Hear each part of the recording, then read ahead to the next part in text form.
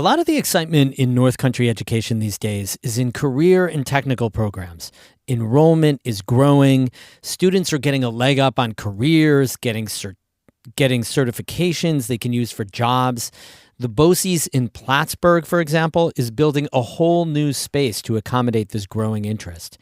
In Gouverneur, the Culinary Arts program is thriving thanks to a teacher who won a big state award.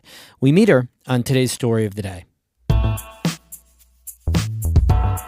Support for Story of the Day comes from Clarkson University, offering over 95 programs of study with campuses in the Hudson Valley, Central, and Northern New York. More at clarkson.edu.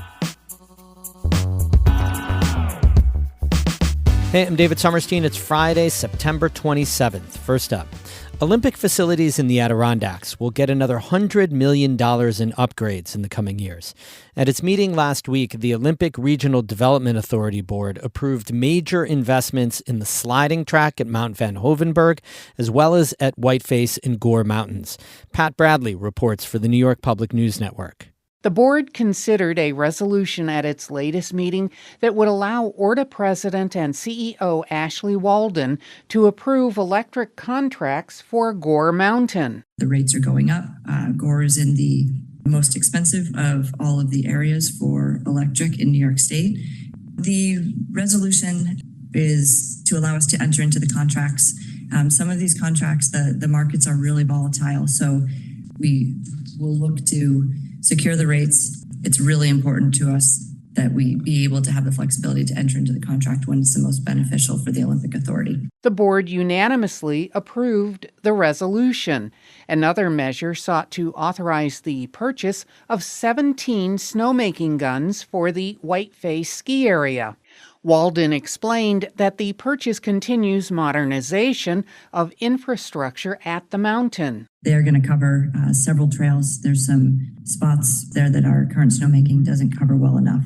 So we'll boost that. Also, a few other spots that we're weak on. And it's part of a continuing improvement and efficiency plan that we have. Department of Environmental Conservation designee Joe Zalewski asked Walden and Assistant Counsel Edward Kowalewski Jr. about the efficiency of the snow guns. Do you happen to know what percentage of the snow guns will have been upgraded at the facility to be high efficiency? How far through the process are we?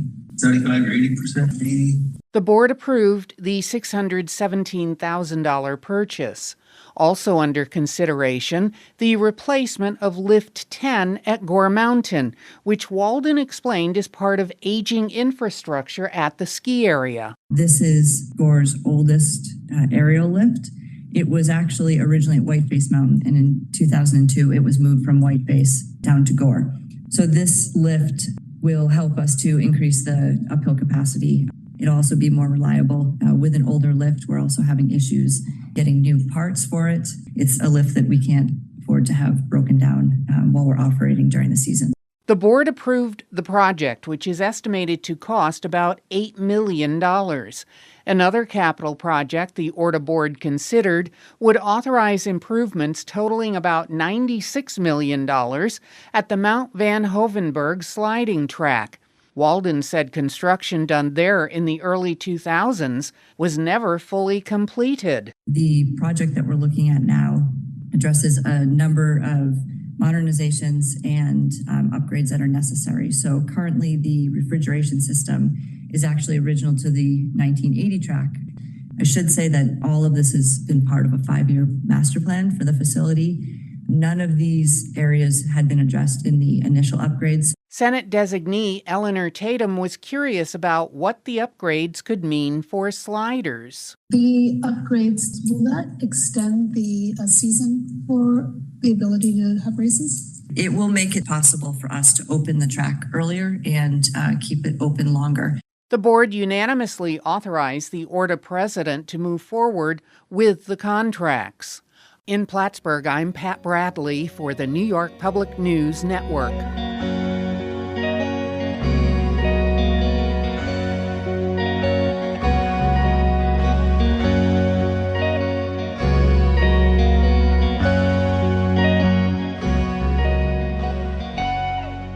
A BOCES Culinary Arts Instructor in Gouverneur is the winner of a state award for her decades of work teaching North Country students how to cook. Amy Feiereisel has her story. Christine Cornell moved to Gouverneur when she was 12 years old from Ohio. She came with her mother and 3 sisters after her parents got divorced because they had family in the area. My mom raised the 4 of us on her own, and so helping out at home was just an expectation, and cooking just became my thing. When she was a sophomore at Gouverneur High School, Cornell learned about the culinary program at the local BOCES, Southwest Tech. They mentioned Southwest Tech, the foods program, and I was like, I'm in. It just helped me hone skills that I already had and then gain skills that I didn't have. After she graduated the program in 1986, Cornell worked in food service locally for a few years, as a waitress in a deli, bartending, cake decorating, and then heard the teacher's assistant position was open in the same program she'd gone through, and with her high school instructor. Right back in my old stomping ground with Tom Wood as his TA in the foods program. So it was like full circle. Cornell spent 26 years as a teaching assistant in the culinary arts program, and the last 7 as the main instructor. She says the time has flown by.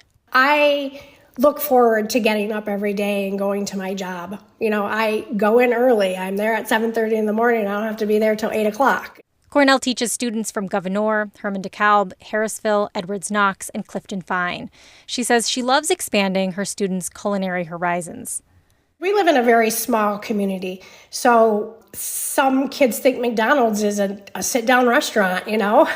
I had a student a couple years ago who never had raspberries or blueberries, you know, so then I make an effort to let them experience the things that they've never had.